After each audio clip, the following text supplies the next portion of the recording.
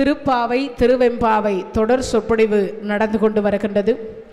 இந்த இறைவனுடைய கருணையினால் தினமும் 2 பாடலுக்கு பொருளை சிந்தித்து கொண்டு வருகின்றோம்.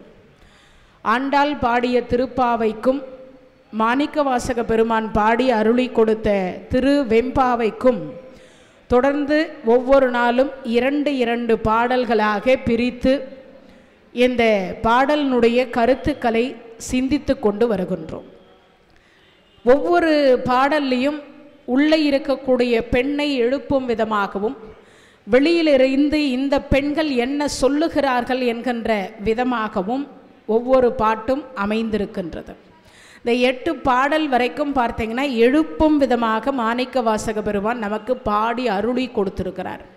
இந்த 9வது பாடல் அப்படின்னு சொல்லக்கூடியது முழுக்க முழுக்க பார்த்தீங்கன்னா இறைவன் சிவபெருமானுடைய பெருமையை சொல்லுகிறார்.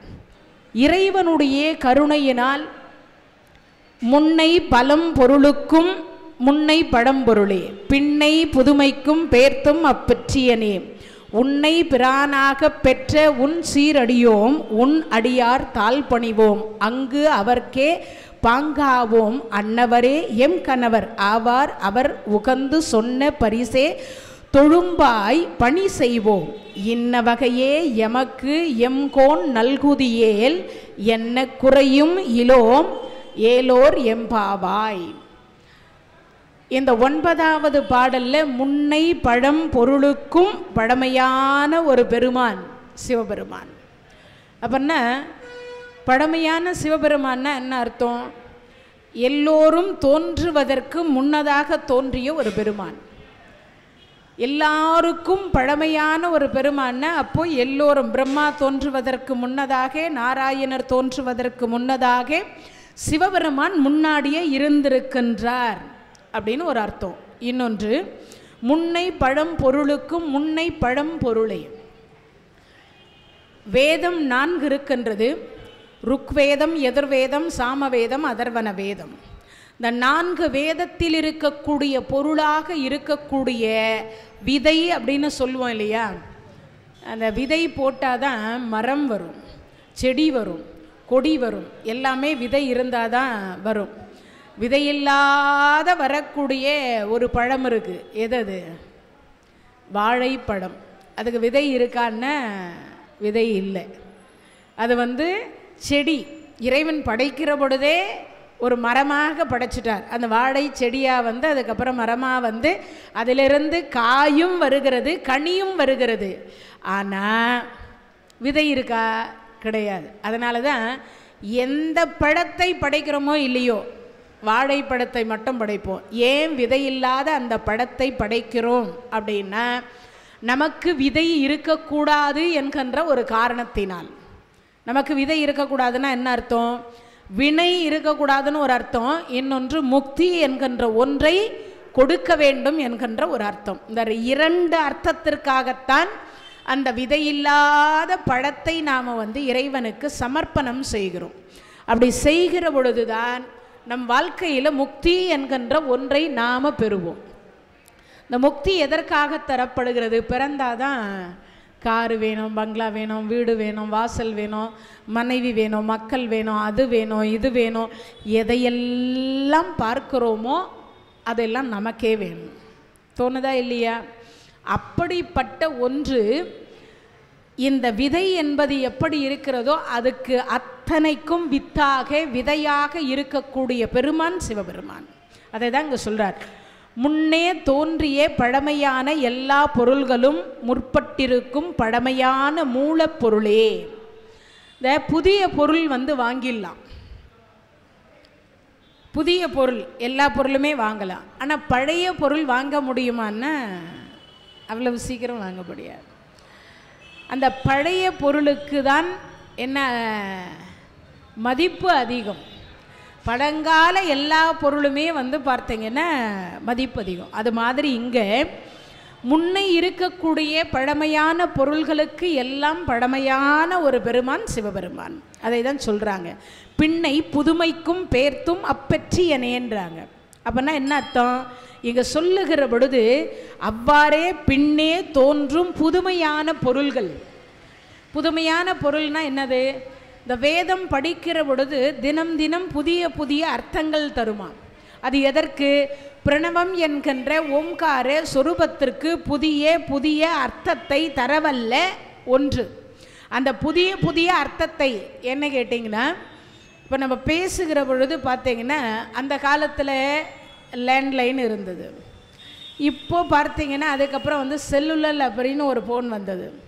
அதுக்கப்புறம் பார்த்தீங்கன்னா செல்ஃபோன் வந்தது. அதுக்கப்புறம் பார்த்தீங்கன்னா என்ன வந்துட்டுது, எல்லாம் வீடியோ காலில் இருந்து என்னென்ன உலகத்தில் எந்தெந்த மூலையில் இருக்கிற அத்தனை பேரையும் நேரடியாக பார்ப்பது போல பார்த்து கொண்டே பேசக்கூடிய அளவுக்கு அறிவியல் வளர்ந்துருக்கு.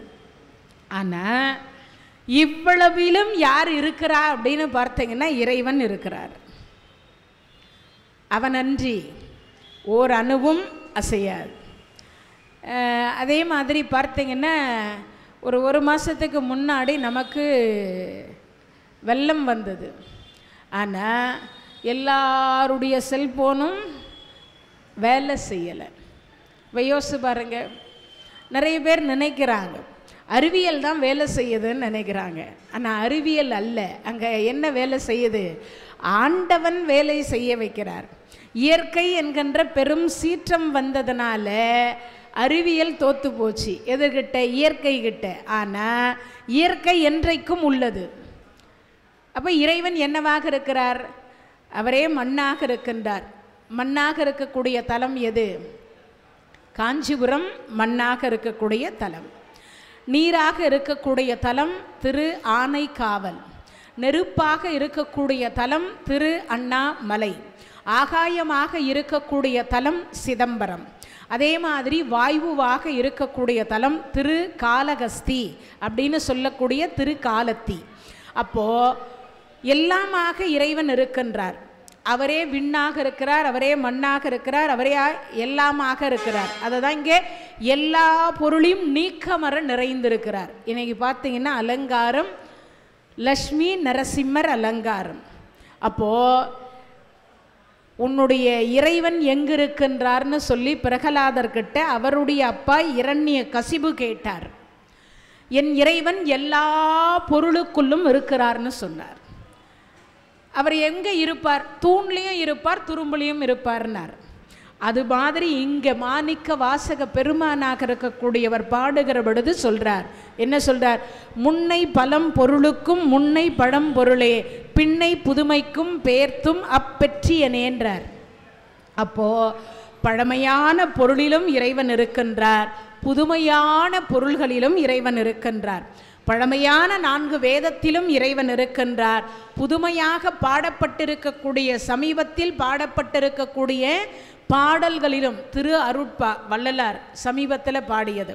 அருணகிரி பெருமான் ஒரு 500 ஆண்டு காலத்திற்குள்ள பாடி அருளி கொடுத்தது கந்தர் அலங்காரம், கந்தர் அனுபூதி, கந்தர் கலிவெண்பா. அதுக்கப்புறம் என்னது நமக்கு அதே மாதிரி பார்த்தீங்கன்னா திருப்புகழ். இதையெல்லாம் நமக்கு எப்போ பாடி கொடுத்தது? சமீப காலத்தில் பாடி கொடுத்தது, ஒரு 500 வருஷத்துக்குள்ளே பாடினது. ஆனால் 1000 ஆண்டு காலத்திற்கு 2500 வருஷத்திற்கு முன்னாடி தேவாரம் பாடப்பட்டிருக்கின்றது. அந்த தேவாரம் என்று சொல்லக்கூடியதில் காரைக்கால் அம்மையார் என்று சொல்லக்கூடிய புனிதவதி தாயார் அப்பொழுது பாடியிருக்கின்றார் சிவபெருமானை. இரவாத இன்ப அன்பு வேண்டிப்பின் வேண்டுகின்றார், பிறவாமை வேண்டும் மீண்டும் பிறப்புண்டேல் ஐயனே உன்னை மறவாமை வேண்டும் இன்னும் வேண்டும் அறவான் நீ ஆடுகின்ற பொழுது மகிழ்ந்து பாடி உன் அடியின் கீழ் இருக்க வேண்டும் சொல்லியிருக்கா. அதே சிவனை மறுபடியும் இப்போ இருக்கக்கூடிய அடியார்களும் பாடியிருக்கிறாங்க. அப்போது அப்பையும் பாடினாங்க, இப்பையும் பாடினாங்க. ஆனால் மூலப்பொருள் யாரு? சிவபெருமான். அவரைத்தான் அப்போ பாடிட்டாங்களே, இப்போ நாம் ஏன் பாடணும்னு யாரும் நினைக்கல. அப்பையும் உள்ள அர்த்தத்தை வைத்து பாடியவர்கள் சிவனை வைத்து தான் பாடினாங்க. சிவபெருமான் செய்த திருவிளையாடலை பற்றி தான் பாடினார்கள், சிவபெருமானுடைய பெருமையை பற்றி தான் பாடினார்கள். அதே மாதிரி இப்போ இருக்கக்கூடியவர்களும் சிவனை பாடுகிறார்கள்.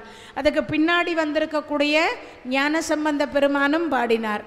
அதே மாதிரி இருக்கக்கூடிய யார்? அப்பர் பெருமான் பாடியிருக்கிறார், சுந்தரமூர்த்தி சுவாமிகள் பாடியிருக்கிறார். மாணிக்க வாசக பெருமானும் திருவாசகத்தை உருகி உருகி கொடுத்திருக்கிறார். திருவாசகத்திற்கு உருகாதார் ஒரு வாசகத்திற்கும் உருகா அப்படின்னு சொல்லுவாங்க. அது மாதிரி இங்கே பழமையான பொருளிலும் இறைவனை காணலாம், புதுமையான பொருளிலும் இறைவனை காணலாம். அப்போனா என்ன அர்த்தம்? பழமையாக இருக்கக்கூடிய நம்ம வீடுகளில் இருக்கிற பொருளையும் இறைவனை பார்க்கலாம், புதுமையாக இருக்கக்கூடியதிலையும் பார்க்கலாம். அதே மாதிரி தாத்தா பாட்டி இடத்திலும் இறைவன் இருந்தார். நம்ம வருங்கால சந்ததியாக இருக்கக்கூடிய நம்ம பேரப்பிள்ளைகள் அப்படின்னு சொல்லக்கூடியவர்கள் இடத்திலும் இறைவன் இருப்பார். அதைத்தான் இங்கே சொல்கிறார். பொருளே அவ்வாறு பின்னே தோன்றும் புதுமையும் எல்லாம் புதுமையாக மீண்டும் தோன்றும் தன்மை. இப்போ ஒரு சேரோ இல்லை ஒரு பெஞ்சோ இல்லை ஏதோ ஒரு பொருள், நாற்காலி ஏதோ ஒன்று இருக்குது. அது ஒரு நாற்காலி அழிந்துட்டதுக்காக இன்னொரு நாற்காலி தயார் பண்ணாமல் இருக்கிறோமா? அந்த காலத்தில் ஒரு மாடலேஷன், இப்போ வரும்பொழுது ஒரு மாடலேஷன். அந்த காலத்தினுடைய ஒரு தன்மை, அந்த காலத்திற்கு என்ன தேவையோ அப்போ அப்படி இருந்தது, இப்போ என்ன தேவையோ அதற்கேற்றார் போல இருக்கின்றது. அப்போ ஏழைகளினுடைய ஒரு மார்கழி மாதம் என்பது ஏசிக்கு சமமாக இருந்தது. இப்போ சித்திரை வைகாசியிலையும் செல்வந்தர்கள் போட்டுக்கொள்ளுகிறார்கள் அந்த ஏசியை. அப்போ இருந்ததை அவர்கள் இப்போ அனுபவிக்கிறாங்க. எல்லாவற்றிற்குமே இறைவன் இருக்கின்றார் அப்படிங்கிற ஒரு பொருளை சொல்கிறார். அப்பன்னா பழமையிலும் இருந்தார், புதுமையிலும் இறைவன் இருக்கின்றார். அதை சொல்லி முடித்து அடைத்து சொல்கிறாங்க. உன்னை பிரானாக பெற்ற உன் சீர் அடியோம், ஈசனடி போற்றி, எந்தையடி போற்றி, நேசனடி போற்றி, சிவன் சேவடி போற்றி, நேயத்தே நின்ற நிமலனடி போற்றி, மாய பிறப்பருக்கும் மன்னன் அடி போற்றி. மாணிக்க வாசக பெருமான் திருவாசகத்தில் நமக்கு கொடுத்திருக்கக்கூடிய ஒன்று. அப்போது அவரே என்ன சொல்கிறார்? மீண்டும் மீண்டும் திருவடியை போற்றுகிறார். அப்போனா என்ன அர்த்தம்? அடியார் பெருமக்கள் காரு வேணும், பங்களா வேணும், அது வேணும், இது வேணும்னு ஆசைப்படுவதை காட்டிலும் இறைவன் திருவடி நிழலில் இடம் வேண்டும்னு ஆசைப்படணுமா? ஆனால் நாம் எல்லாம் அப்படி ஆசைப்படுறோமா? அதான் இல்லை. அதுக்கு தான் அவர் சொல்கிறார். அப்படின்னா இங்கே சொல்லுகிறது உன் சீர் அடியோ, உன் சீரடியை வணங்குறோம்ன்றாங்க. அப்படின்னா என்னது? உன் சீரடியை தவிர வேறு எந்த சிந்தனையும் எங்களுக்கு இல்லை. அதுக்கு அடுத்து சொல்கிறாங்க உன் அடியார் தாழ் பணிவோம். அப்படின்னா யோசித்து பாருங்க, உன் அடியார் தாழ் பணிவோம்னு சொல்லுகிற பொழுது என்ன சொல்கிறாங்க? இதில் அப்பர் பெருமான் தான் ரொம்ப அருமையாக சொல்லுவார். என்ன சொல்கிறாரா? ஒவ்வொரு இடத்திலும் அப்பர் பெருமான் சொல்லுகிற பொழுது என்ன சொல்கிறார்னா, நமக்கு இந்த திருக்கோயில் இல்லாத திருவிலூரும் திருவெண்ணீர் அணியாத திருவிலூரும் அவர் சொல்லுகிற பொழுது சொல்வார். எல்லாவற்றிலும் இறைவனை அவர் பார்க்கிறார். அப்படி எல்லாவற்றிலும் பார்க்கிற பொழுது அவர் சொல்றார், சங்கநிதி பதுமநிதி இரண்டும் தந்து தரணியோடு வாழால தருவரேனும் மங்குவார் அவர் செல்வம் மதிப்போம் அல்லோம் மாதேவர்க்கு காந்தாராகில். அந்த மாதேவருக்கே அடியாராய் இருக்கக்கூடியவர்களை அங்கமெல்லாம் குறைந்த ஒழுகு தொழுநோயராய் ஆவுரித்து தின்று. அவர் சொல்றார், சிவ அடியாராக ஒருத்தர் இருப்பார்னா அங்கமெல்லாம் தொழுநோயாக இருந்தால் கூட நான் அவரை தான் தொழுவேன். இன்னொன்று, இந்த நான் சொல்வோம் இல்லையா அடிக்கடி, என்னது? உரித்து, தோலை உரித்து எடுத்ததற்கு பிறகு அந்த மாமிசத்தை உண்ணக்கூடியவர்களாக இருப்பார்கள் இல்லையா, அதை சொல்றார். என்ன சொல்றார்? தின்று உழலும் புலையரேனும் கங்கைவார் சடையர் ஆந்தார் காண்பாராகில் அவர் கண்டீர் நாம் வணங்கும் கடவுளரே. அவர் சிவ அடியாராக இருந்தால் நான் என்ன பண்ணுவேன்? அவரை தவிர வேறு யாரையும் வணங்க மாட்டேன். யார் சொல்கிறார்? அப்பர் பெருமான் சொல்கிறார். அதற்கேற்றார் போல இங்கு சொல்லுகிற பொழுதும் என்ன சொல்கிறாங்க? அப்பர் பெருமான் சொல்லுவதற்கேற்றார் போல மாணிக்க வாசக பெருமானும் சொல்கிறார், உன் அடியார் தாழ் பணிவோம். அந்த காலத்திலெல்லாம் விபூதி தரித்தவர்களை பார்த்து சிவா நமன்னு வாங்க, என்னது சிவா வணக்கம்னு வாங்க, சிவாய நம வணக்கம்னு வாங்க. அதை பேசுகிற பொழுது கூட என்ன சொல்லுவாங்க? சொல்லுங்க சிவான்பாங்க. பேர் என்னவாக இருக்கும், ஆனால் சொல்லுங்க சிவான்னு சொல்லுவாங்க. ஆனால் இப்பெல்லாம் சொல்லு என்ன வா உட்காரு இருப்பியா போடுவியா அப்படி தான் சொல்கிறோம். அந்த உயர்வான ஒரு வார்த்தைகள் இல்லை இங்கே சொல்கிற பொழுது சொல்கிறாங்க உன் அடியார் தாழ் பணிவோம்ன்றாங்க. அப்போனா என்னது? சிவ அடியார் யாரெல்லாம் விபூதி தரித்து கொண்டிருக்கிறார்களோ, ராவணன் மேலது நீர். ஞானசம்பந்த பெருமான் சொல்கிறார் திருநெற்று பதிகத்தில் என்ன சொல்கிறார்? வேதத்தில் உள்ளது நீர், வெண்துயர் தீர்ப்பது நீர், சமயத்தில் உள்ளது நீர், உலகத்தில் எல்லாவற்றுக்கும் மருந்தாக இருக்கக்கூடிய ஒன்று எதுன்னா அது திருநீறு என்று சொல்லக்கூடியது. அதனால் அவர் சொல்கிற பொழுது சொல்கிறார், திருநீற்றை அணிந்து கொண்டு எவர் ஒருவர் சிவ அடியாராக இருக்கின்றாரோ அவருடைய தாள் பணிவோம்ன்றாங்க. இந்த எல்லா பெண்களும் எழுந்து வந்தாச்சு. எழுந்து வந்துட்டதுக்கப்புறம் இந்த சிவபெருமானுடைய பெருமையை ஒருத்தருக்கு ஒருத்தர் பேசி கொள்ளுகிறார்கள். அப்படி பேசுகிற பொழுது முன்னை பழம் பொருளுக்கும் முன்னை பழம் பொருளே சொல்லிட்டாங்க, பின்னை புதுமைக்கும் பேர்த்தும் அப்பெற்றியனேன்ட்டாங்க.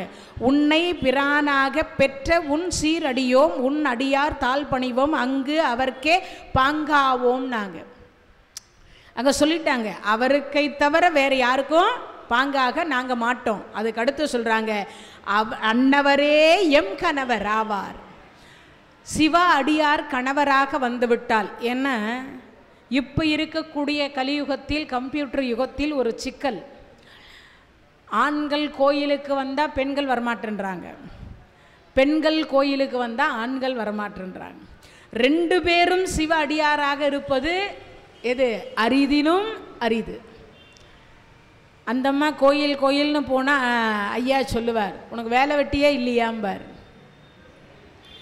ஐயா கோயில் கோயிலாக போனால் அந்த அம்மா சொல்லுவார் என்னென்னு, என்ன சும்மா எப்போ பார்த்தாலும் என்னது சன்னியாசி மாதிரி கோயிலுக்கு போயின்னு இருக்கீங்கம்பா. அப்போது இருவரும் சிவ அடியாராக இருந்துட்டா பிரச்சனை வருமா? ரெண்டு பேரும் ஒன்றா என்ன பண்ணலாம்? குளித்து முடித்த அடுத்த வினாடி ரெண்டு பேரும் திருநீற்றை அணிந்து கொண்டு ரெண்டு பேரும் என்ன பண்ணலாம்? சிவாலயத்திற்கு செல்லலாம். சிவ அடியாராக இருந்தால் எந்த ஒரு குறையும் இருப்பதற்கு வாய்ப்பு இல்லை. அதைத்தான் இங்கே சொல்லப்படுகிறது. அப்படின்னா அன்னவரே எம் கணவர் ஆவார். அப்போது இன்னொரு விஷயம், இவங்க எல்லாம் பாவை நோன்பு இருக்கிறாங்க, இன்னும் என்ன ஆகலை? திருமணம் ஆகாத பெண்கள் தான் இந்த நோன்பை இருக்கிறாங்க. அதனால் ஒருவேளை இறைவா எங்களுக்கு கணவர் வருவதாக இருந்தால் நான் உன் அடியார், ஆனால் எனக்கு கணவரை கொடுத்து உன் அடியார் இல்லாத கணவராக கொடுத்துட்டா எங்களுக்கு துன்பம் வரும். அதனால் கொடுக்குறதான் கொடுக்குற உன் அடியாரையே எங்களுக்கு கணவராக கொடு. அப்போ என்ன வராது?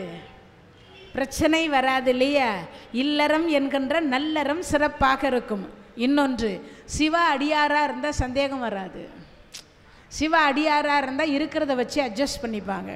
சிவ அடியாராக இருந்தால் நாம் கொடுத்தாதானே அவ சமைப்பான்னு நினைப்பாங்க. சிவ அடியாராக இருந்தால் கொஞ்ச நேரம் கோயிலுக்கு போயிட்டு லேட்டாக வந்தாலும் ஏண்டி லேட்டுன்னு கேட்க மாட்டார். இவ்வளவு சிக்கல் இதில் இருக்குது. அதனால தான் அன்னவரே எம் கணவர் ஆவார், அவர் உகந்து சொன்ன பரிசே தொழும்பாய். அப்போ என்ன சொல்கிறாங்க? அவர் சொல்லக்கூடிய வேலையை நாங்கள் தலைமேல் ஏற்று பணி செய்வோம். அவர் என்ன வேலை செய்வார்? இந்த சிவ அடியாராக இருந்ததுன்னா ஒரு பிரச்சனை இல்லை. என்னென்னா இந்த அம்மா சமைக்கிறத அன்போடு அவர் சாப்பிட்டுக்குவார். இன்னொன்று, அப்படி சமையல் பண்ணி முடித்தாலும் அதில் குறை இருந்தாலும் குறை சொல்ல மாட்டார். குழந்தை கோயிலில் இந்நேரம் வரைக்கும் நம்ம கூட தான் இருந்தது, அவசர அவசரமாக எதையோ ஒன்று சமைத்து கொடுத்து நம் பசியை போக்கி கொண்டிருக்கின்றாளே அப்படின்னு நினச்சி என்ன சொல்ல மாட்டாங்களாம், அப்போது குறை சொல்ல மாட்டார்கள் அப்படின்னு சொல்லப்படுகிறது. அதுக்கடுத்து என்ன சொல்கிறாங்க? அவர் சொன்ன பரிசு. அப்போனா என்ன அர்த்தம்? கோயிலை க்ளீன் பண்ணுமா? பண்ணலாம். அதே மாதிரி அம்மா பூ தொடுத்து கொடு, எதுக்கு? இறைவனுக்கு தொடுத்து கொடுப்பாங்க. அதே மாதிரி ஆலயத்தை சுத்தம் செய்யலாம், உலவார பணி செய்யலாம், வாங்க பணி செய்யலாம். இப்போ அப்படியெல்லாம் அவர் சொல்லக்கூடிய பணியை ஏற்று வேலை செய்வாங்க. யார்? இந்த பெண்கள். அதனால் நல்ல கணவர், சிவ அடியாராக இருக்கக்கூடிய கணவர் எங்களுக்கு வேண்டும் அப்படின்னு சொல்லிட்டு அவர் உகந்து சொன்ன பரிசே தொழும்பாய் பணி செய்வோம். அது கூட எப்படி? தொழுது பணி செய்வோம். யார? சிவ அடியாராயிருக்கிற கணவரையும் தொழுவார்கள், அவர் வணங்கக்கூடிய இறைவனையும் தொழுவார்கள், அவருக்கே பணியும் செய்வார்கள். யாருக்கு? தொண்டர்தம் பெருமையை சொல்லவும் பெரிதே. யாருடைய பெரிது? இறைவன் எங்கடா இருக்கார்னா தொண்டர் உள்ளத்து ஒடுக்கம். அடியார்களுடைய உள்ளத்துக்குள் தான் இறைவன் சிவபெருமான் குடியிருக்கின்றார். அப்போ அப்படிப்பட்ட அடியாராக இருக்கக்கூடிய பெருமானை நாங்களும் வணங்குவோம், அந்த அடியார்கள் வணங்கக்கூடிய இறைவனையும் சேர்த்தே வணங்குவோம். இவங்க சொல்லிட்டாங்க, இன்ன வகையே எமக்கு எம்கோன் நல்குதியேல் என்ன குறையும் இலோ. எங்களுக்கு என்ன குறை இருக்க போகிறது இறைவா அப்படின்னு சொல்லிட்டாங்க. அந்த பாடல் என்று சொல்லக்கூடிய என்னது? எல்லா பொருளும் நீக்கமர நிறைந்திருக்கக்கூடிய பெருமான். அது பழமையான பொருளாக இருந்தாலும் சரி, புதுமையான பொருளாக இருந்தாலும் சரி, அதில் இறைவன் சிவபெருமானை காணுகின்றோம், இறைவனை காணுகின்றோம். வள்ளி எம்பிராட்டி தவம் இருந்தாலாம் 12 வருஷம். அப்படி தவம் இருக்கிற பொழுது முருகப்பெருமானே கணவனாக வரணும்னு நினச்சிட்டு இருந்தான். உண்ணும் பொழுதும் முருக சிந்தை, எது? ஒன்றை எண்ணும் பொழுதும் முருக சிந்தை, பேசும் பொழுதும் முருக சிந்தை, பேணும் பொழுதும் முருக சிந்தை, ஒன்றை பார்க்கின்ற பொழுதும் முருக சிந்தை, ஒன்றை உண்ணுகின்ற பொழுதும் முருக சிந்தை. அப்போனா யோசிச்சு பாருங்க, சதா சர்வகாலமும் உண்ணும் பொழுதும் உறங்கும் பொழுதும் பேசும் பொழுதும் பேணும் பொழுதும் எப்பொழுதும் முருகனையே சிந்தித்தாலாம். அதனால தான் மாறிலா வள்ளி வாழ்க வாழ்க சீரடியார் எல்லாம் சொல்கிற பொழுது, வாழ்த்து சொல்கிற பொழுது முதல்ல வள்ளி தெய்வசேனா சமேத சுப்பிரமணிய சுவாமி. ஆனால் கல்யாணம் ஃபஸ்ட்டு யாருக்கு? தெய்வ யானைக்கு ஃபஸ்ட்டு கல்யாணம், 2ஆம் கல்யாணம் தான் வள்ளி எம்பிராட்டிக்கு. ஆனால் சொல்லுகிற பொழுது பாருங்க, யாருக்கு முதன்மை வருது? வள்ளி தேவசேனா சமேத சுப்பிரமணிய சுவாமின்னு வரும். அப்போ யோசிச்சு பாருங்க, என்ன காரணம்னு நினைக்கிறீங்க? அவ்வளவும் தவம். தவம்னா என்ன? ஏதோ காட்டுக்கு போய் உடம்பை சூடாக்கி மேல் நாக்கு வழியாக அந்த சுக்கிலத்தை எடுத்து மீண்டும் உள்நாக்கு வழியாக சாப்பிடுவதற்கு பேர் தவம் இல்லை.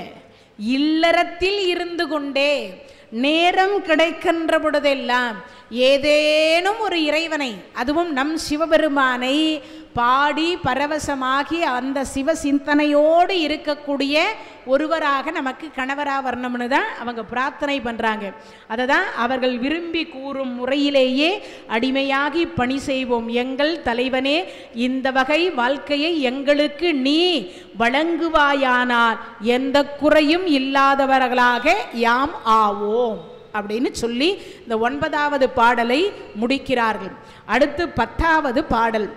பாதாலும் ஏழினும் கீழ் சொல் கழிவு பாதமலர் போது ஆர் புனை முடியும் எல்லா பொருள் முடிவே பேதை ஒரு பால் திருமேனி ஒன்றல்லன் வேதம் முதல் விண்ணோரும் மண்ணும் துதித்தாலும் ஓத உழவ ஒரு தோழன் தொண்டர் உளன் கோதில் குலத்து அரண் தன் கோயில் பினா பிள்ளைகால் ஏதவன் ஊர் ஏதவன் பேர் ஆர் உற்றார் ஆர் அயலார் ஏதவனை பாடும் பரிசேலோர் எம்பாவாய்.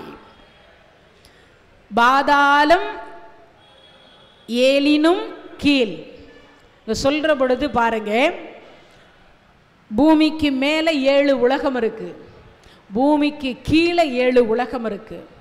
அந்த பூமிக்கு மேலே 7 உலகம் அப்படின்னு சொல்லக்கூடியது, அதாவது பார்த்தீங்கன்னா பூமிக்கு மேலே பூலோகம், புவர்லோகம், சுவர்லோகம், ஜனலோகம், தபோலோகம், மகாலோகம், சக்தியலோகம் 7 உலகம் பூமிக்கு மேலே இருக்கு. பூமிக்கு கீழே இருக்கக்கூடியது அதலம், விதலம், சுதலம், தரதலம், ரசதலம், மகாதலம், பாதாளம். இந்த 7 உலகம் இருக்கின்றது. அப்போ இதற்கு மத்தியில் இருக்கக்கூடியது தான் சொர்க்கம் அப்படின்னு சொல்லக்கூடிய மத்தியமம் அப்படின்னு சொல்லுவாங்க. அப்போ அப்படிப்பட்ட ஒரு சிறப்புக்கு உரிய பெருமான் இந்த பாதாளம் ஏழினும் கீழ். அப்படின்னா என்ன அர்த்தம்? இந்த பாதாள உலகத்தில் போய் யார் பார்த்தா? திருமாலாக இருக்கக்கூடிய பெருமாள் சிவபெருமானுடைய திருமுடியை பார்க்க முடிஞ்சதா? திருவடியை பார்க்க முடியல. அதனால சொல்றார், கழிவு, பாத மலர். பாதத்தை பார்க்கவே முடியலை. அதுக்கு அடுத்து சொல்கிறார், போதும் ஆர் புனை முடியும் எல்லா பொருள் முடிவே. அன்னப்பறவையாக இருந்து பிரம்மா உயர உயர உயர உயர பறந்தார். திருமுடியை பார்க்க முடிஞ்சதா? அப்போ கல்வியில் செருக்கு இருக்கக்கூடிய யார் பார்க்க முடியல? பிரம்மாவால் திருமுடியை பார்க்க முடியல. செல்வ செருக்கு உடைய திருமாலால் என்ன பார்க்க முடியல? திருவடியை பார்க்க முடியல. ஆனால் இவர்கள் இருவரும் சாதாரணமானவர்கள்னு நினைக்கிறீங்களா? இல்லையே, சிவபெருமானுக்கு சமமானவர்கள். மும்மூர்த்திகள் தானே. அந்த மும்மூர்த்திகளில் இவங்க ரெண்டு பேரும் தனித்தனியாக இருக்கக்கூடிய ஒவ்வொரு மூர்த்திகள் தானே. படைக்கக்கூடிய தொழிலை செய்யக்கூடியவர் நான்முகன் பிரம்மா, காக்கும் தொழிலை செய்யக்கூடியவர் அஷ்டலட்சுமியின் நாயகன் நாராயணன். ஆனால் ரெண்டு பேரால் பார்க்க முடியாத ஒரு சிறப்பை யார் பார்க்குறாங்களா? பேதை ஒரு பால் திருமேனி ஒன்றல்லன். இங்கே சொல்கிற பொழுது எல்லா பொருள் முடிவு, முடிவு இருக்குது, எல்லாத்துக்கும் முடிவு இருக்குது. ஆனால் யாருக்கு முடிவு இல்லை? சிவபெருமானுக்கு முடிவு இல்லாத ஒரு பெருமான், ஆதியும் அந்தமும் இல்லா அருப்பெரும் ஜோதி. அப்போ தோற்றமும் இல்லாதவர், முடிவு இல்லாத ஒரு பெருமான் சிவபெருமான். இந்த குழந்தையாக இந்த அவதாரம் செய்திருக்கிறார். எந்த புராணத்தையாவது சொல்ல முடியுமா? சொல்ல முடியாது. ஆனால் அப்பன் இல்லாத ஒருவர், அம்மை இல்லாத ஒருவர். ஆனால் யாரை அம்மையாக நினைத்தார்? காரைக்கால் அம்மையாரை அம்மையே என்னை, அதுவும் என்ன சொன்னார்? என்னை பேணும் அம்மையேனர். அதனால தான் 63 நாயன்மார்களில் 4 உட்பட அனைவரும் நின்ற வாக்கில் காட்சி கொடுப்பாங்க. காரைக்கால் அம்மையார் என்று சொல்லக்கூடிய புனிதவதி தாயார் மட்டும் எதில் காட்சி கொடுப்பா? அமர்ந்த வாக்கில் காட்சி கொடுப்பாங்க. ஏன்? சிவபெருமான நாளைக்கு யாரும் கேள்வி கேட்கக்கூடாது. என்னென்னு, என்னை பேணும் அம்மையே வருகேன்னு சொல்லிட்டதுக்கப்புறம் பெத்த தாயை நிற்க வச்சுட்டு இருக்கார், இவர் உட்கார்ந்துன்னு இருக்கார். ஒரு கேள்வி வருமா?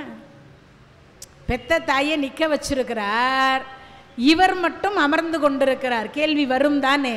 அதனால தான் சிவபெருமான் காரைக்கால் அம்மையார் என்று சொல்லக்கூடிய புனிதவதி தாயாரை மட்டும் அமர்ந்த வாக்கில் காட்சி கொடுக்க வைத்தார்.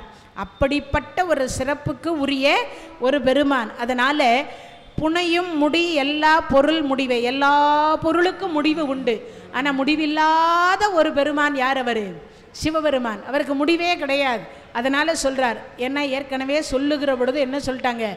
ஊழி முதல்வனாய், ஊழி முதல்வனாய் நின்ற ஒரு பெருமான் யார்? அவர் இந்த உலகம் அழிகிற பொழுது லிங்கோத்பவர் என்று சொல்லக்கூடிய சொரூபத்தில் போய் எல்லா ஜீவன்களும் முக்தி அடையுமா. அப்போ தன் உடம்புக்குள் அத்தனை ஜீவன்களையும் கருணையோடு அள்ளி அணைத்து கொண்டு அவர்களுக்கு இடம் அளிப்பாரா.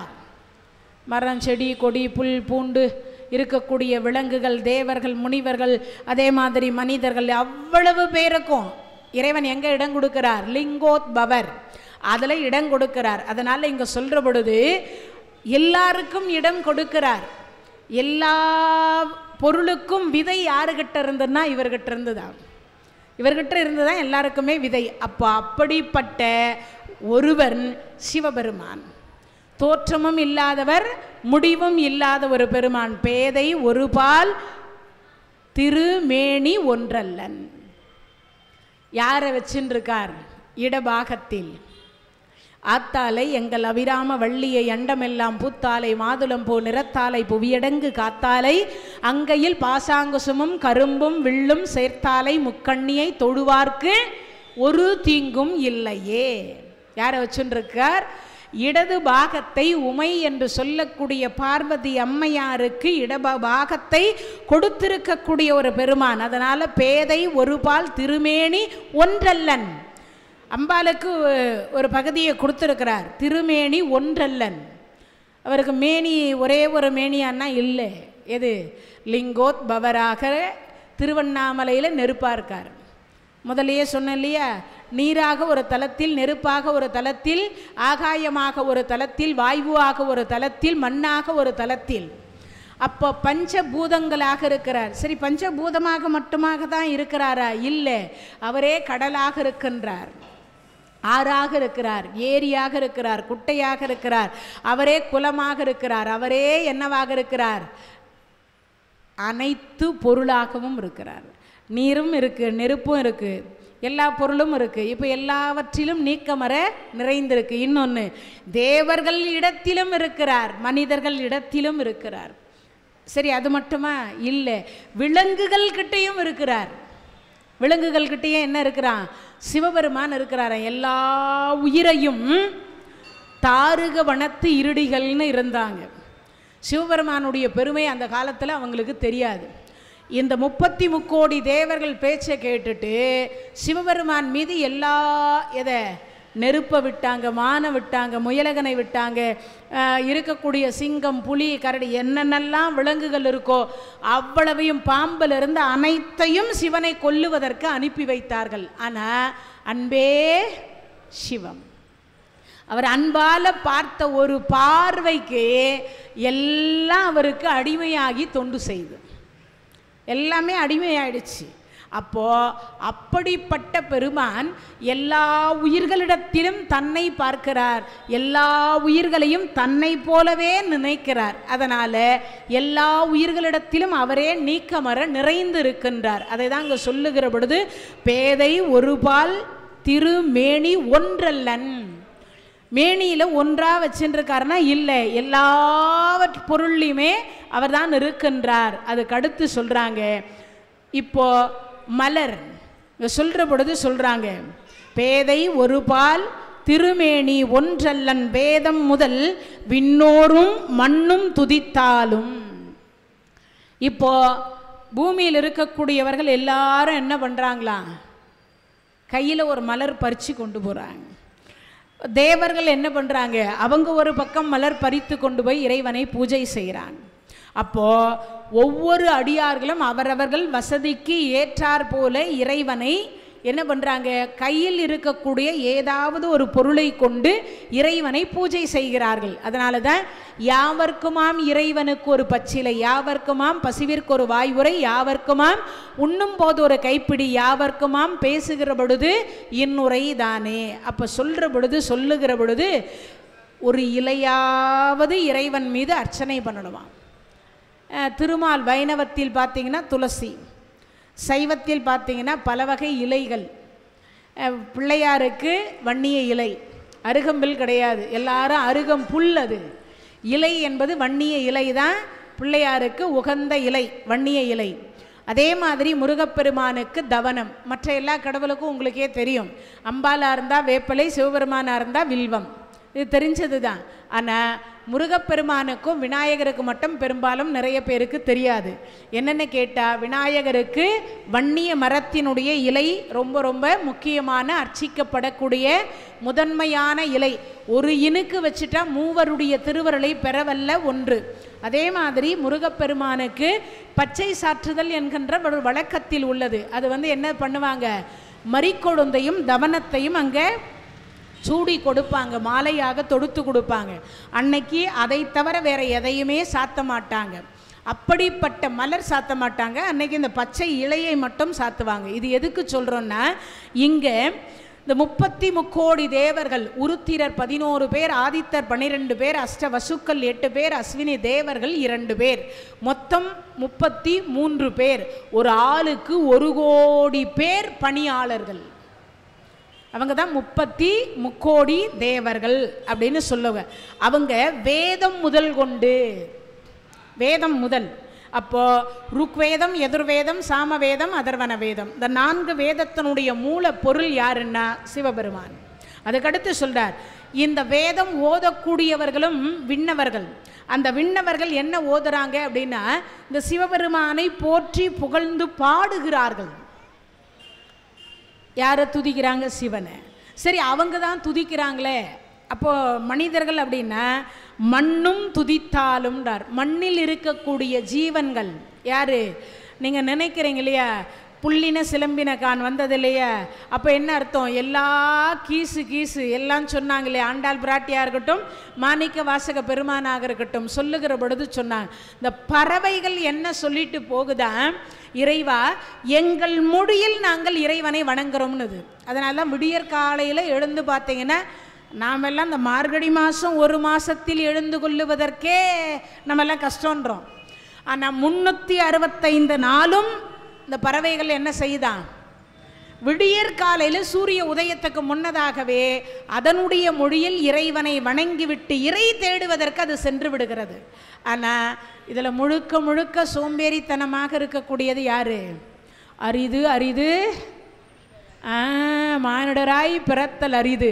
6 அறிவு கொடுத்திருக்கக்கூடிய நாம் மட்டும்தான் சீக்கிரமாக எழுந்திருப்பதற்கு இன்னும் கொஞ்ச நேரம் தூங்கினா நல்லாயிருக்கும், இன்னும் கொஞ்ச நேரம் தூங்கினா நல்லா இருக்கும்னு நமக்கு மட்டும்தான் தோன்றுகிறது. அதை தான் இங்கே சொல்லுகிற பொழுது சொல்கிறாங்க, வேதம் முதல் விண்ணோரும் மண்ணும் துதித்தாலும் ஓத உழவ ஒரு தோழன். இறைவனை தோழனாக கொண்ட ஒரு பெருமான் யார்? அவர் சுந்தரமூர்த்தி சுவாமிகள். ஏன்னா மற்ற எல்லாருக்கும் உயிர் எங்கே பிரிஞ்சது? பூமியில் பிரிந்து எங்கே போச்சு? கைலாயம் போச்சு. ஆனால் யாருக்கு? சுந்தரமூர்த்தி சுவாமிகள் என்று சொல்லக்கூடிய பெருமானுக்கு மட்டும் எப்படி வந்தது? வெள்ளை யானை வந்து, இந்திரனுடைய யானை வந்து 33 கோடி தேவர்கள் புடைசூழ எங்கே போச்சு? திரு கைலாயத்திற்கு சென்றது. அப்போ யோசித்து பாருங்க, நாம் எல்லாம் இறைவனை தோழனாக ஆக்கி கொண்டோமே. ஆனால் பக்கத்து வீடு, எதிர்த்த வீடு, அந்த வீடு, இந்த வீட்டில் எல்லாம் போய் நம்ம கஷ்டத்தெல்லாம் சொன்னோன்னா, இல்லை உடன் பிறந்த சகோதரிகள்கிட்ட சொன்னாலும் கூட, அப்படி இல்லை நம்ம பழகியவர்கள்கிட்ட சொன்னால் கூட, இன்று நட்பாக இருக்கக்கூடியவர்கள் நாளைய தினத்தில் ஏதோ ஒரு சூழலில் அவர்கள் பகைமை வரும். அப்போ நம்மளுடைய கதையை அந்த இடத்துல சொல்லுவாங்க. ஆனால் ஆண்டவங்கிட்ட சொல்லி பாருங்க, எந்த இடத்துலையும் காட்டி கொடுக்காத ஒரு பெருமான். அழுதாலும் அங்கே சொல்லி அழுதடணும் இல்லையா? நமக்கு துன்பம் வந்தால் கூட யார்கிட்ட சொல்லணுமா? ஆண்டவன்கிட்ட சொல்லணும். அதே மாதிரி இன்பமாக இருக்கிற பொழுது என்ன, துன்பத்தை மட்டும்தான் இறைவன்கிட்ட சொல்கிறோம். என்னென்ன, ஏண்டா எனக்கு இவ்வளவு துன்பம் கொடுத்தே அப்படின்னு. ஆனால் இன்பமாக இருக்கும் பொழுது யாருன்னா சொல்கிறோமா? இறைவா எனக்கு இவ்வளவு இன்பம் கொடுத்துருக்கிறாய், உனக்கு நன்றி சொல்கிறோமா? இல்லை. ஆனால் தினமும் என்ன சொல்லணும்? மாணிக்க வாசக பெருமான் சொல்கிறார், தினமும் அரிது அரிது மானிடராய் பிறத்தல் அரிது, கூன் குருடு செவிடு பேடு நீங்கி பிறக்க வைத்திருக்கக்கூடிய இறைவா, இருக்க இடமும் உண்ண உணவும் உடுக்க உடையும் கொடுத்திருக்கக்கூடிய இறைவா, அதற்கு உனக்கு நன்றி. ஏன்? கால் இல்லாமல் எவ்வளவு பேர் இருக்கா, கண் இல்லாமல் எவ்வளவு பேர் இருக்கா, செவிடராய் எவ்வளவு பேர் இருக்கா, ஊமையாக எவ்வளவு பேர் இருக்கா, அதே மாதிரி நல்லா பிறந்திருந்தும் பாதியில் எவ்வளவு பேர் ஊனமானவர்கள் எவ்வளவு பேர் இருக்காங்க. அதை விட இன்னொரு சிறப்பு, நம்ம வேட்டியை நம்மளே உடுத்திக்கிறோம், நம்ம புடவையை நாமே கட்டிக்கிறோம்னா அதற்கே நாம் கடவுளுக்கு எத்தனை கோடி நன்றி சொல்லணுமா? பல கோடி நன்றி சொல்லணும். ஆனால் சொல்கிறோமான்னா தான் இல்லை. ஏன்னா அப்பயும் கடவுள்கிட்ட என்ன சொல்கிறோம்? நம்மை விட உயர்வாக எவரை பார்க்கிறோமோ அவங்கள மட்டும் நல்லா வச்சுருக்கே, என்னை மட்டும் கஷ்டப்படுத்துறியே. அந்த கேள்வி மட்டும்தான் எல்லோருடைய மனதிலும் வரக்கூடிய ஒரு கேள்வியாக இருக்கின்றது. அதனால தான் ஓத உழவ ஒரு தோழன். என்னது? ஒரு தோழன், தொண்டர் உளன். வணங்கினா சிவபெருமான் எளிதாக வரக்கூடிய பெருமான். அதே சுந்தரமூர்த்தி சுவாமிகள் சொல்றார், பொன்னும் மெய்ப்பொருளும் தருவானை, போகமும் திருவும் புணர்ப்பானை, பின்னை என் பிழையை பொறுப்பானை, பிழையெல்லாம் தவிர பணிப்பானை, என்ன தன்மை என்று எரிவொன்னாய் எம்மானை, எளிய வந்த பிரானை, அன்னம் வைகும் வயற்பழந்தனில் ஆரூரானை மறக்கலுமாமே. ஆண்டவனை நாம் மறந்துவிட்டால் ஆண்டவன் நம்மை மறந்துடுவாரா? இல்லை, அப்பயும் மறக்க மாட்டாராம். என்னவோ தெரியல, என் குழந்தை உடம்பு சரியில்லையோ என்னமோ தெரியலன்னு என்ன நினைப்பாராம்? நம்மை தேடுவாராம். ஏனோ தெரியல, குழந்தை எப்பயும் வருவான், இன்னைக்கு வரலையே, அவர் தேடி போவாரா? யார? அவரே தேடி போவாரா? அதனால் அந்த தேடுதல் உள்ளத்தில் இருக்கக்கூடிய அடியாரை தேடி வீடு வாசல் வரைக்கும் சென்று திருவருளை தரவல்ல ஒரு பெருமான், எளிய வந்த பெருமான். யார் அவரு? சிவபெருமான். ஒரு கல்யாணம் பண்ணிக்க கூடாதுன்னே தடுத்தவர் 2 கல்யாணத்துக்கு ஓகே பண்ணார். யாருக்கு? சுந்தரமூர்த்தி சுவாமிகளுக்கு. ஒரு மனைவியை கட்டிக்கிட்டதுனால இன்னொரு மனைவி கோபித்து கொண்டிருக்கிறாள் என்கின்ற ஒரே காரணத்திற்காக அந்த மனைவி இடத்தில் இவரே ஊடல் தீர்ப்பதற்கு தூது சென்றார். எல்லா தூதும் தோல்வியில் முடிஞ்சது. சிவபெருமான் போன தூது மட்டும்தான் வெற்றியில் முடிஞ்சது. யோசித்து பாருங்க.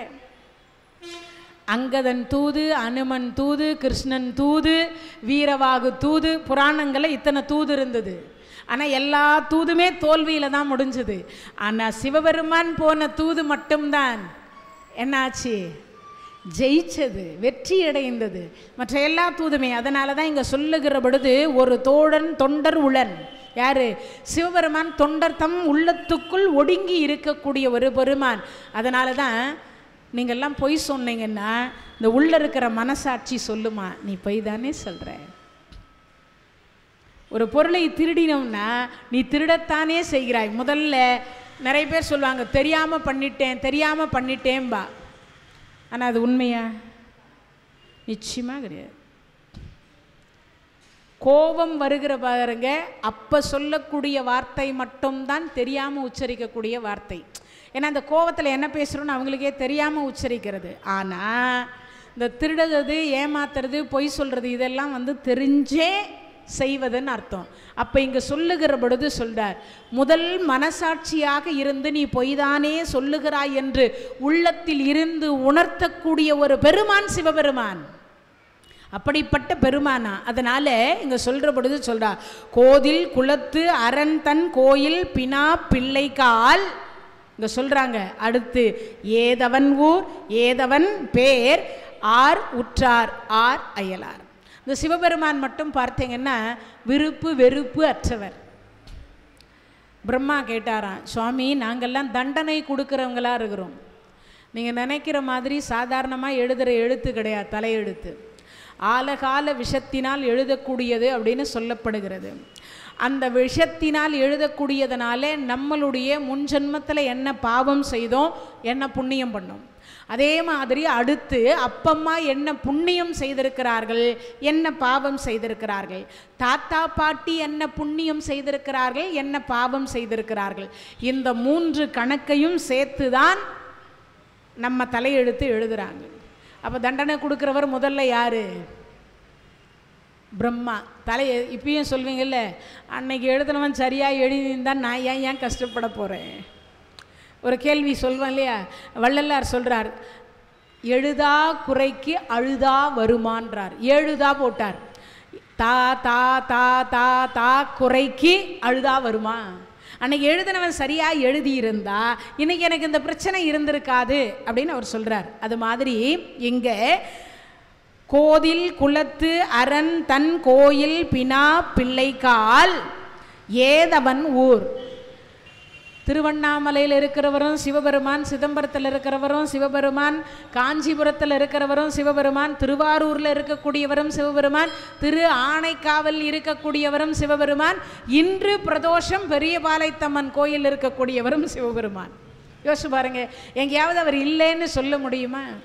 சொல்ல முடியாது. இன்னொன்று, அவரே பிரம்மாவாக இருக்கிறார், அவரே நாராயணனாக இருக்கிறார், அவரே அம்பாலாக இருக்கிறார், அவரே பிள்ளையாராக இருக்கிறார், அவரே காலபைரவராக இருக்கிறார், அவரே வீரபத்ரராக இருக்கிறார், அவரே முருகராக இருக்கிறார், அவரே ஆஞ்சநேயராக இருக்கிறார், அவரே ராமராக இருக்கிறார்.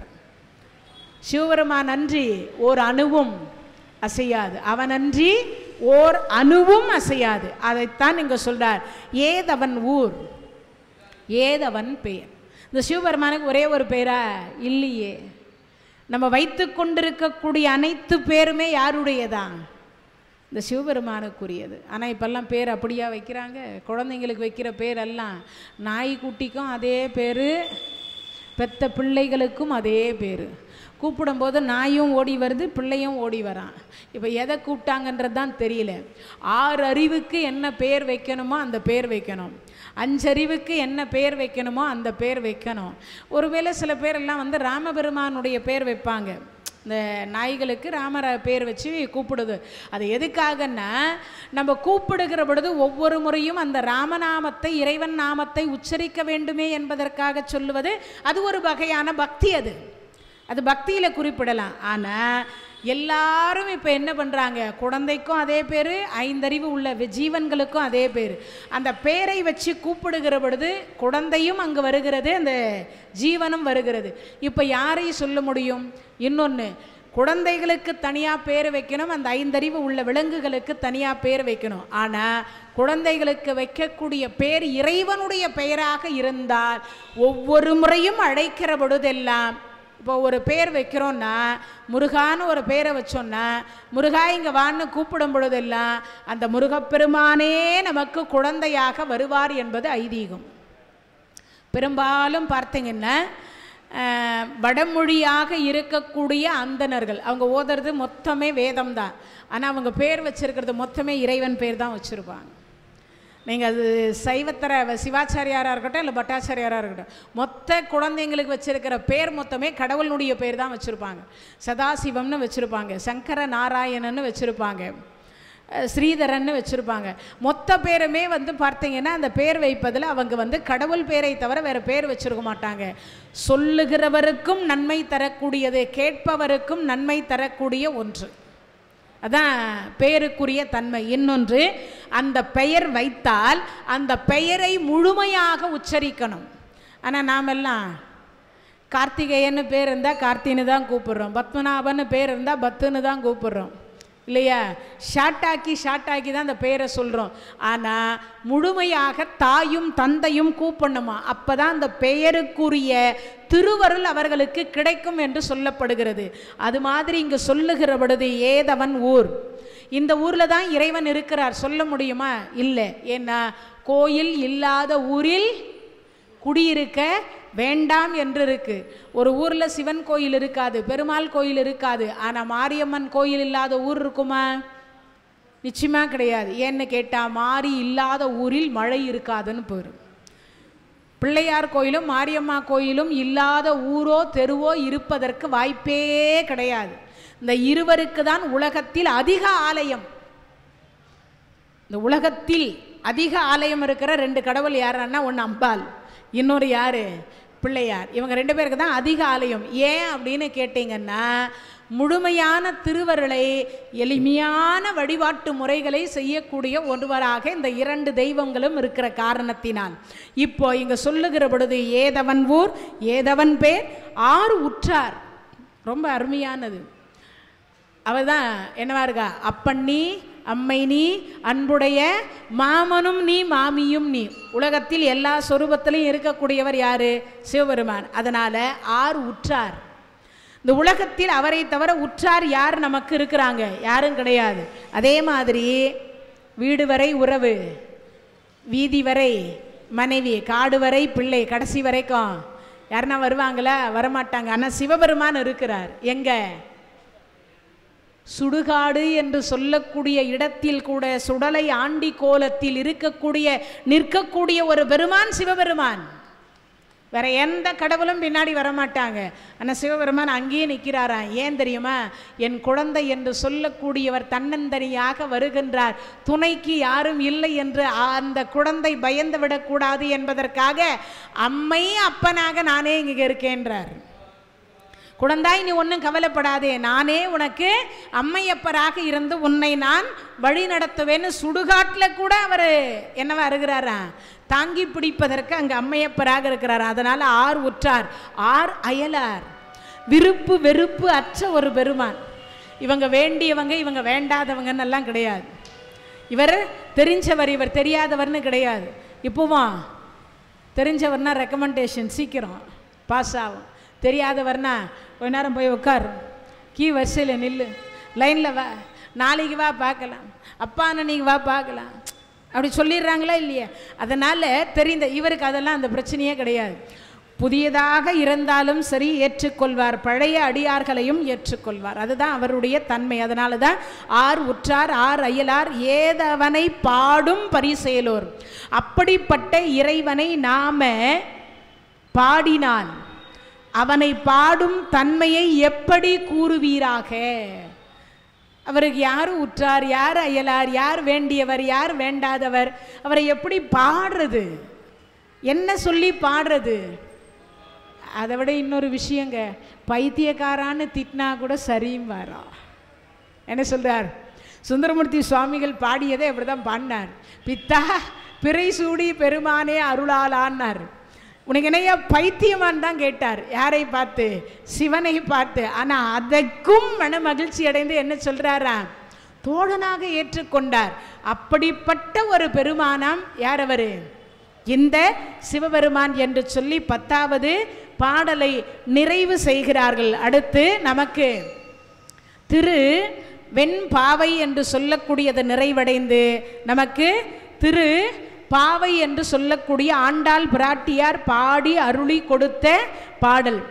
தூமணி மாடத்து சுற்றும் விளக்கெரிய தூபம் கமல துயிலினை மேல் கண் வளரும் மாமன் மகளே மணிக்கதவம் தாழ் திறவாய் மாமீர் அவளை எழுப்பீரோ உம் மகள்தான் ஊமையோ அன்றி செவிடோ அனந்தலோ ஏம பெருந்துறையில் மந்திரப்பட்டாலோ மாமாயன் மாதவன் வைகுந்தன் என்றென்று நாமும் பலவும் நவின்றேலோர் எம்பாவாய் சொல்லுகிற பொழுது இந்த தூய மாணிக்கங்களை அழுத்தி இருக்கக்கூடிய வீதி, இந்த கோகுலம்னு சொல்லக்கூடியது 6 மணிக்கு மேலே நாமெல்லாம் இப்போல்லாம் என்ன பண்ணுறோம்? இல்லக விளக்கது இருள் கெடுப்பது சொல்லக விளக்கது ஜோதி உள்ளது பல்லக விளக்கது பலரும் காண்பது நல்லக விளக்கது நமச்சிவாயவே அப்படின்னு சொல்லுவதற்கு ஏற்றார் போல 6 மணிக்கு மேலே விளக்கு இல்லைன்னா கோடி ரூபாய் போட்டு வீடு கட்டி வச்சிருந்தாலும் அந்த வீடா இருக்குமா? இருண்டு இருக்கும். அந்த வீட்டில் இருட்டு இருந்தால் யார் வாழ்வா? பேய்கள் தான் வாடும். மனிதர் வாழ முடியுமா?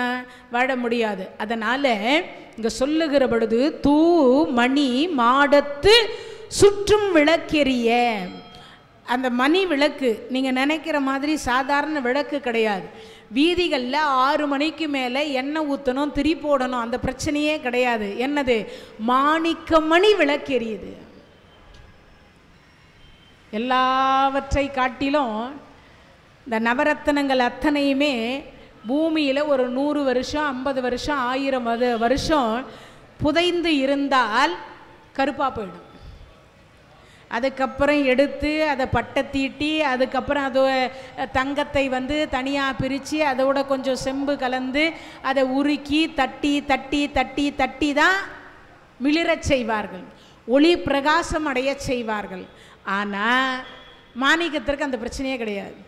மாணிக்கம் என்று சொல்லக்கூடியது அது எப்பொழுது பிறந்ததோ அந்த மாணிக்கம் ஆகவே இருக்கும், கடைசி வரைக்கும் மாணிக்கமாகவே இருக்கும். அதனால தான் வடிவுடை மாணிக்க மாலை அப்படின்னு சொல்லக்கூடியதை பாடுகிற பொழுது வாழ்நாள் அடைவர் வறுமையுளார் நன்மனை மக்கள் பொன் பூண் ஆள் இடம் புகழ் போதம் பெறுவ பின்மையொன்றும் காணா நின்னாமும் கருதுகின்றோம் ஒற்றை கண்முதல் பார் மானார்வ உற்ற மயிலே வடிவுடை மாணிக்கமே.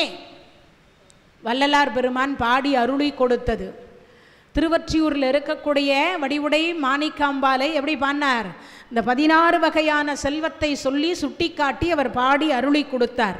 அப்படி கொடுக்கிற பொழுது இங்கே சொல்லுகிற பொழுது இந்த ஆண்டாள் பிராட்டியார் சொல்கிறாங்க, தூபம் கவலை மாணிக்கமணி விளக்கு எரிந்து விட்டது. அந்த மாணிக்கத்தினுடைய ஒளி என்று சொல்லக்கூடியது சூரியனுடைய ஒளி படுகிற பொழுது ஒளி என்ன ஆகிடும்? ஆட்டோமேட்டிக்காக குறைந்து போயிடும். அதனால் இங்கே சொல்கிற தூமணி மாடத்து சுற்றும் விளக்கு எரிய, அப்போ தூய மாணிக்கங்களை அழுத்தி சமைத்த மாடத்தில் உள்ள சுற்றிலும் விளக்குகள் எரியவும். இந்த விளக்கு எரிஞ்சிட்ருக்கு. ஆனால் தூபம் கவலை துயில் அணைய மேல் கண் வளரும்.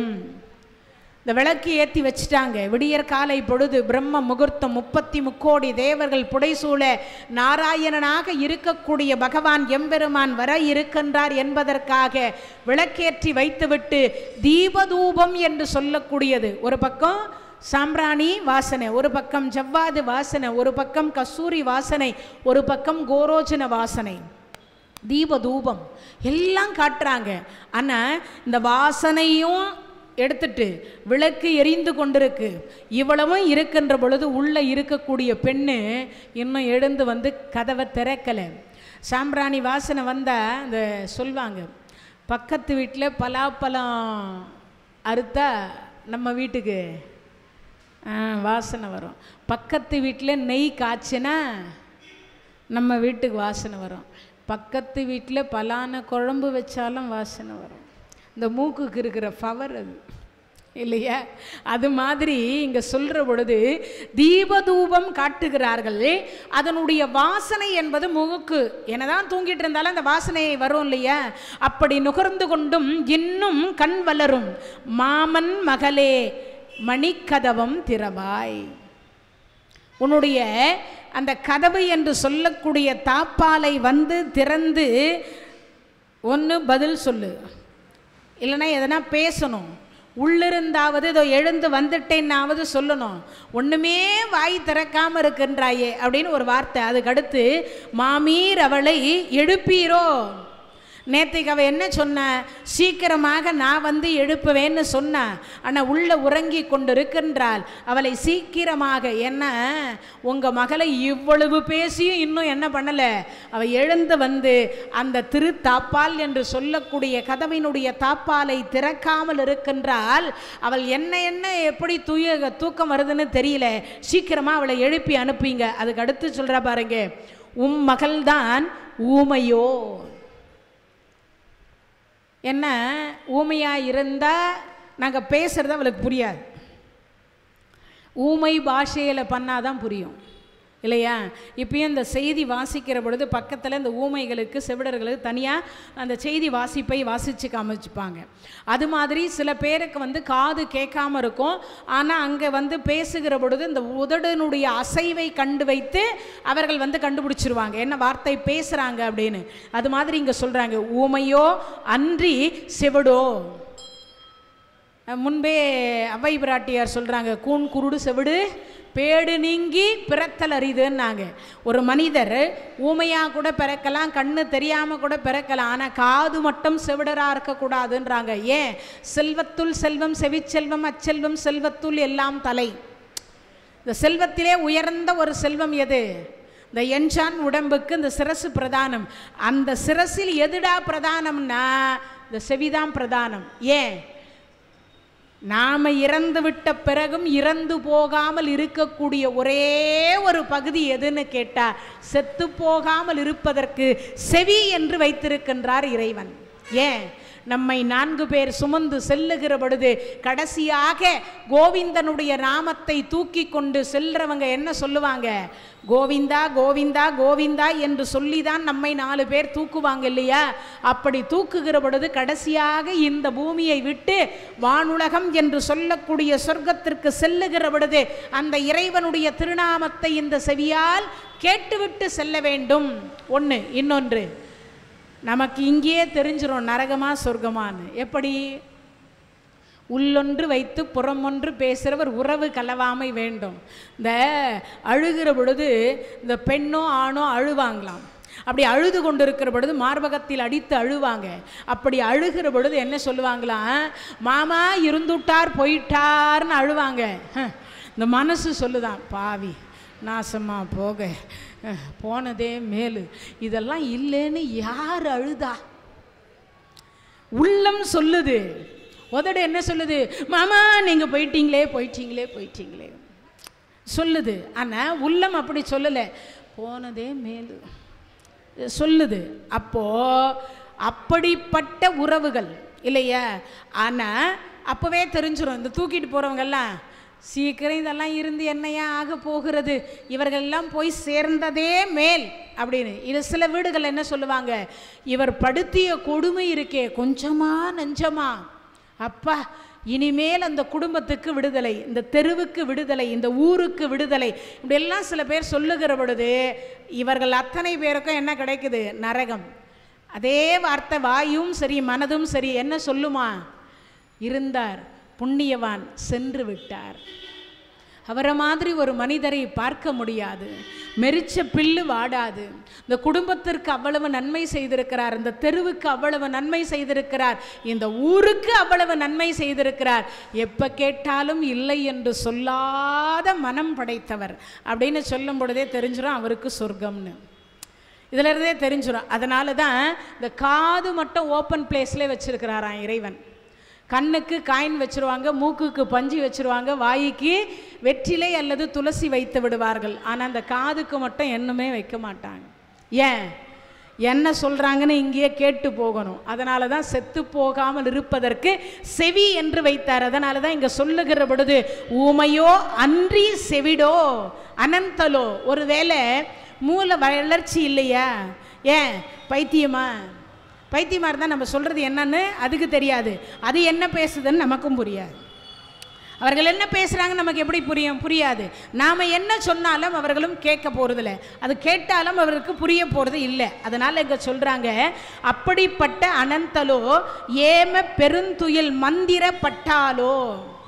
இந்த நம்ம எல்லாம் சொல்லுவாங்க, மந்திரம்னு ஒன்று இருக்கா? இருக்குது. எந்திரம்னு ஒன்று இருக்கா? இருக்குது. தந்திரம் என்று ஒன்று இருக்கா? இருக்கு. அது மாதிரி இங்கே சொல்லுகிற பொழுது இந்த மந்திரம் சொல்லி பெரும் துயில் அப்படின்னு சொல்லக்கூடியதில் இவள் மந்திரப்பட்டு விட்டாலோ.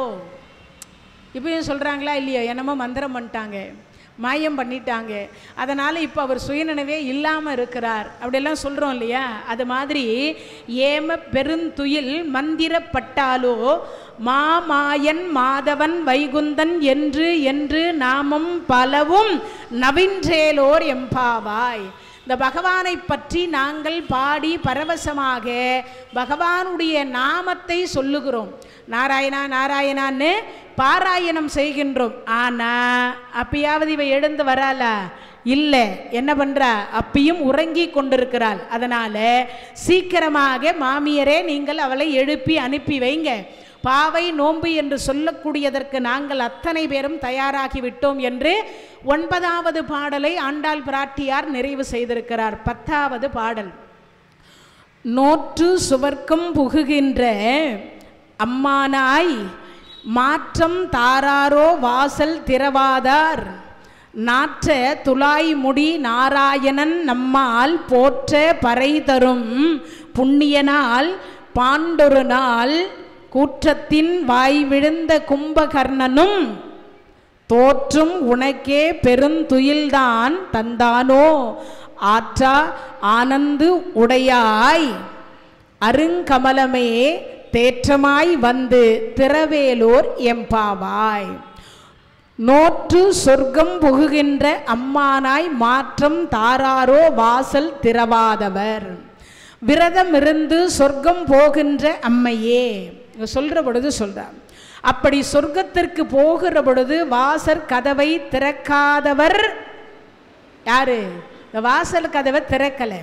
அப்படி திறக்காமல் இருந்தால், திறக்காதவர் ஆயினும் பதிலும் கூடவா உனக்கு சொல்ல தெரியாது? இன்னும் ஆண்டாள் பிராட்டியார் உள்ள இருக்கக்கூடிய பெண் பதிலும் சொல்லலே, உறங்கி கொண்டிருக்கிறாள். அப்படி உறங்கி கொண்டிருக்கக்கூடியவள் ஒன்று, நீ இப்போ தான் நான் எழுந்துட்டுருக்கேன், நானும் என்ன பண்ணுறேன், நீராடுவதற்கு இதை புறப்படுகின்றேன், அதனால் தயாராக இருக்கேன். பதிலாவது சொல்லணும். கதவை தான் திறக்க முடியல, ஆனால் பதிலாவது சொல்லணுமா இல்லையா? பதில் சொல்லாமல் இருக்கின்றாயே. சொல்ல மாட்டார்கள். மணக்கின்ற துளசி மாலை திருமுடியில் அணிந்த நாராயணன் நம்பால் போற்றத்தக்க நம் நோன்பு பரிசு பேரின்பத்தை நல்குவான். இந்த நாராயணனுடைய இன்பம் சாதாரண இன்பம் கிடையாது. அவர் துளசி என்று சொல்லக்கூடிய மார்பகத்தில் அணிந்து கொண்டிருக்கக்கூடிய பெருமான்.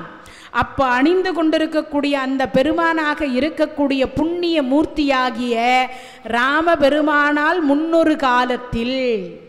முன்பொரு காலத்தில் ராமபெருமானால புண்ணிய மூர்த்தி யார்? அவர் ராமபெருமான். உலகத்தில் ராமரை போன்று 11,000 ஆண்டு காலம், 11 வருடம், 11 மாதம், 11 நாள், 11 நிமிஷம், 11 செகண்ட் என்று சொல்லக்கூடிய அந்த ராமபெருமான் வாழ்ந்த அவர் ஆயுள் காலத்தை சொல்லுகிற பொழுது 7:1 என்று சொல்லுவார்கள். எல்லாமே 1:1 இருக்கும். ஒரு சொல், ஒரு வில், ஒரு இல் அப்படின்னு சொல்லுவாங்க. அப்படி எல்லாம் ஒன்றாக இருக்கக்கூடிய பெருமான் தச அவதாரத்தில் 7வது அவதாரம். அந்த ராமபெருமான் என்று சொல்லக்கூடிய பெருமான் மனிதனாக வாழ்ந்து, மனிதனாக பிறந்து, மனிதனாகவே அனைத்தையும் இன்ப துன்பங்களை அனுபவித்து, மனிதனாகவே பிராணன் என்று சொல்லக்கூடியதை இந்த பூமியில் எது நீரில் தன் பிராணனை விட்டுட்டு வைகுந்த பதவி அடைந்த ஒரு பெருமான். ஒரு நிமிடம் கூட நான் கடவுள் என்கின்ற நினைப்பு யாருக்கு வந்ததில்லை? ராமபெருமானுக்கு வந்ததில்லை. அதனால் அப்பேற்பட்ட உத்தமர். அவர் நினச்சிருந்தா ஒரு செகண்டில் ராவணனை வதம் பண்ணியிருக்கலாம். அதுக்காக தேடணும்னு 10 மாதம் தேடணும்னு அவசியமே கிடையாது.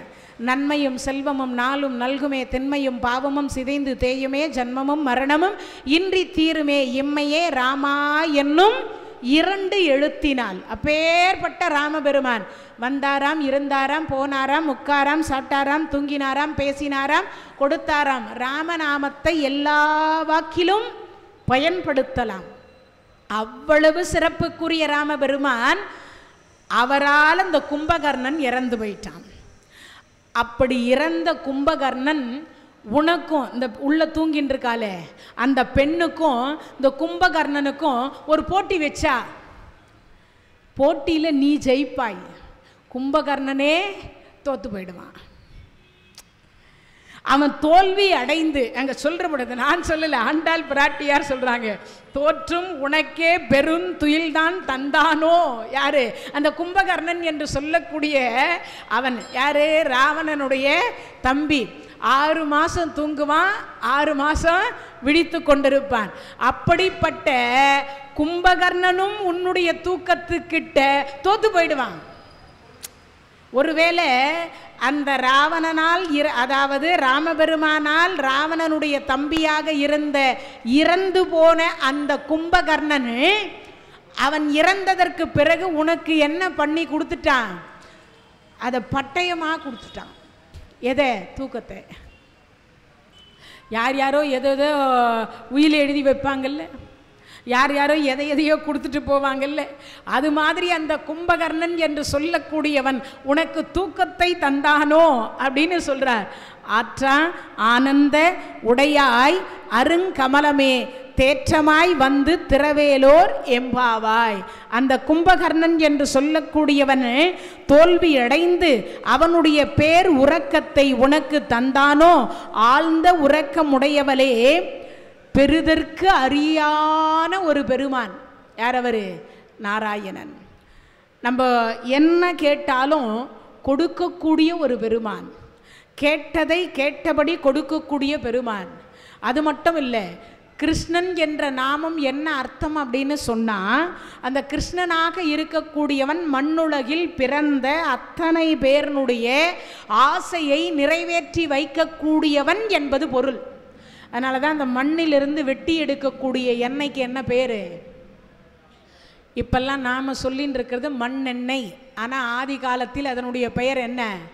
கிருஷ்ணாயில் என்பது பெயர். என்ன பேர்? கிருஷ்ணாயல்னு பேர். அப்போனா என்ன அர்த்தம்? அந்த மண்ணை நலம் செய்வது போல இந்த மண்ணில் இருந்து வெட்டி எடுக்கக்கூடிய ஆயிலுக்கு கிருஷ்ணாயில் என்று கிருஷ்ணனுடைய பெயரை வைத்து சொல்லப்பட்டது. அது மட்டும் இல்லை, அந்த கிருஷ்ணன் என்ன கலரில் இருப்பானோ அதே கலரில் இந்த ஆயிலும் இருந்தது. அதனால தான் அதுக்கு பேர் கிருஷ்ணாயல் அப்படின்னு பேர் வச்சாங்க. அப்போது அப்படிப்பட்ட மண்ணில் பிறந்த அத்தனை உள்ளங்களுக்கும் அத்தனை ஜீவன்களுக்கும் என்ன கொடுத்தாராம்? என்ன கேட்டாலும் கொடுத்தாராம். இந்த குந்தியை கர்ணன் இடத்துல போய் 2 வரம் வாங்கிட்டு வான்னு அமுச்சு வச்சார். இந்த அம்மாவும் போனால் அழுதா தொழுதா, அப்பா நான் தாண்டா உன்னை பெற்றவள்னு அப்படின்னு சொல்லி அந்த கர்ணனிடத்தில் சொன்னான். சொல்லி முடிச்சிடுறதுக்கப்புறம், அப்பா எனக்கு ஒரு 2 வரம் கொடு, நாகாசுரத்தை ஒரு முறைக்கு மேல் மறுமுறை அர்ஜுனன் மீது விடக்கூடாது. அம்மா தந்தேன். அடுத்து என்ன வேண்டும்? அர்ஜுனனை தவிர மற்ற 4 பேரை கொல்ல மாட்டேன் என்கின்ற வரம் வேணும். அது 2ம் கொடுத்தாச்சு.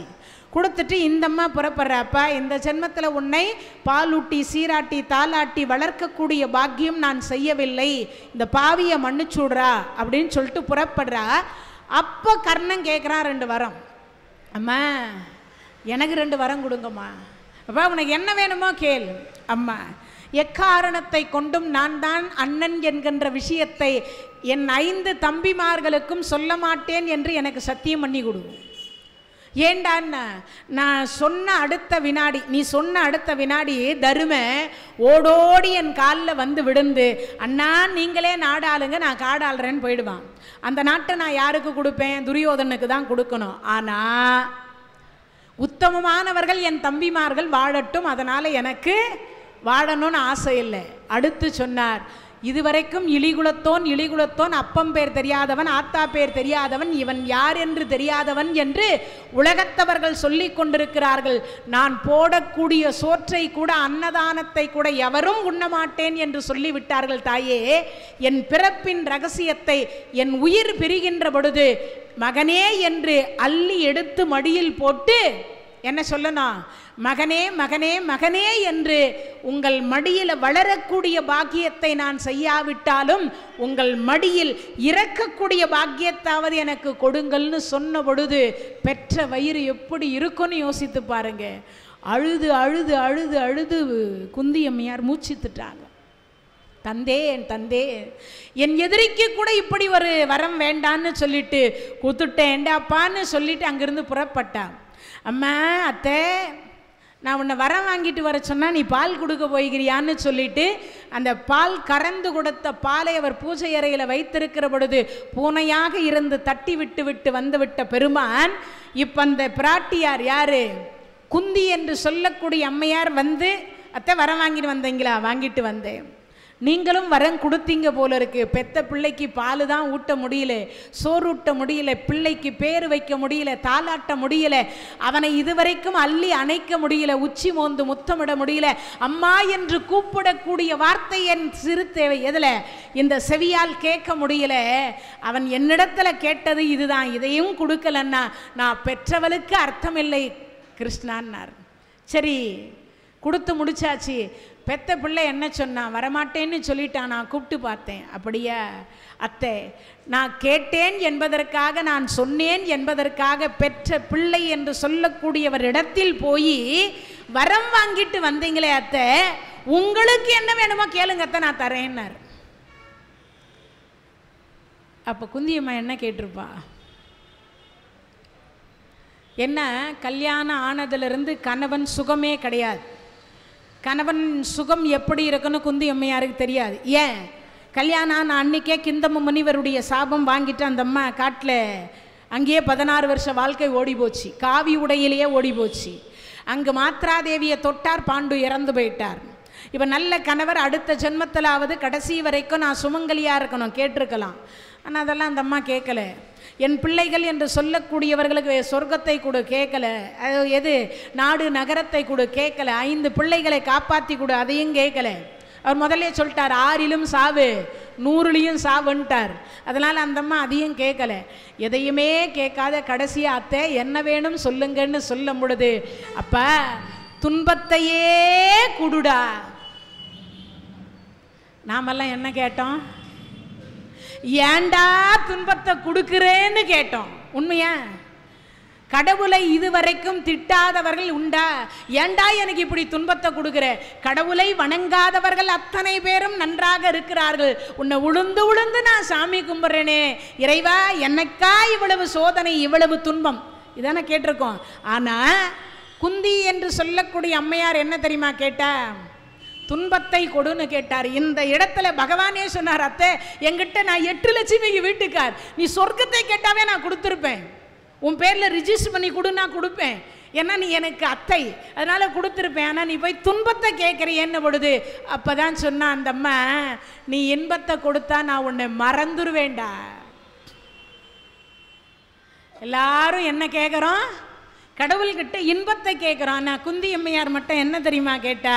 துன்பத்தை கேட்டா. அப்போதான் பகவான் கேட்டார், என்னத்தை எல்லாரும் இன்பத்தை கேட்குறாங்க, ஏண்டா துன்பத்தை கொடுத்தேன்னு திட்டியவர்களை தான் பார்த்துருக்கேன், துன்பத்தை வரமா கேட்ட முதல் நாள் நீயா தான் இருக்கின்றாய் என்று கேட்ட பொழுது நீ இன்பம் என்று ஒன்றை கொடுத்தால் நான் உன்னை மறந்து விடுவேன், துன்பம் என்று ஒன்றை கொடுத்தால் மட்டுமே ஏண்டா துன்பம் கொடுத்தே, ஏண்டா துன்பம் கொடுத்தே, ஏண்டா துன்பம் கொடுத்தேன்னு சதா சர்வகாலமும் உன் நினைவோடவே நான் இருப்பேன் என்பதற்காகவே இப்படி ஒரு வரத்தை கேட்கின்றேன். அது மாதிரி இங்கு என்ன சொல்ற, இறைவன் என்று சொல்லக்கூடியவரை நாம மறக்காம இருப்பதற்கு இருக்கக்கூடிய நோன்பு என்று சொல்லக்கூடியதை இருக்கிறோம்.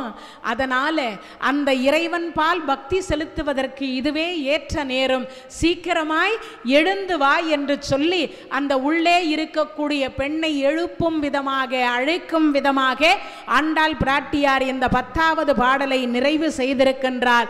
11வது பாடலோடு நாளை சந்திப்போம் என்று கூறி இவ்வளவு நேரம் இந்த நிகழ்ச்சியை கேட்டுக்கொண்டிருந்த அனைத்து அடியார் பெருமக்களுக்கும் நோயற்ற வாழ்வும் குறைவற்ற செல்வத்தை எல்லாம் வல்ல இறைவன் தர வேண்டும் என்று பிரார்த்தித்துக் கொள்கிறோம். தென்னாடுடைய சிவனே போற்றி, எந்நாட்டவர்க்கும் இறைவா போற்றி, வெற்றிவேல் முருகனுக்கு அரோகர. நன்றி, வணக்கம். இந்த தகவல் உங்களுக்கு பிடிச்சிருந்தா லைக் பண்ணுங்க, உங்க ஃப்ரெண்ட்ஸுக்கு ஷேர் பண்ணுங்க, மறக்காம எங்க சேனலுக்கு சப்ஸ்கிரைப் பண்ணுங்க.